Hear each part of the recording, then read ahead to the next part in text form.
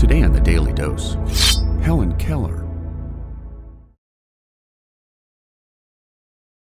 Born in 1880 Tuscumbia, Alabama, Helen Keller lost her sight and hearing at 19 months of age, most likely from meningitis, rubella, or scarlet fever, leaving the young girl in a state of "at sea in a dense fog," she would later recall in her autobiography.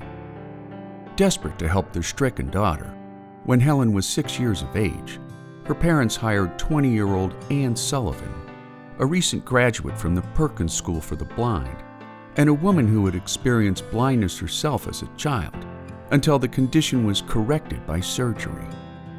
To teach Helen the manual alphabet, Anne began spelling words in sign language on Helen's open palm, and while the progress was slow and frustrating at first, Helen's aha moment happened when Anne held the child's hand beneath a stream of water, at the same time spelling water in sign language on Helen's palm. Once her epiphany was made, Helen became a voracious learner and an excellent writer, at the same time learning to understand other people's speech by employing a tactile lip-reading technique known as the Tadoma method. With Anne's constant and lifelong companionship, Helen graduated from Harvard's Radcliffe College, the first deaf-blind person to ever achieve a college degree. Thanks to her insatiable thirst for knowledge and the financial assistance of Standard Oil magnate Henry Huddleston Rogers and Mark Twain, who once wrote that Helen is a miracle and Miss Sullivan is the miracle worker.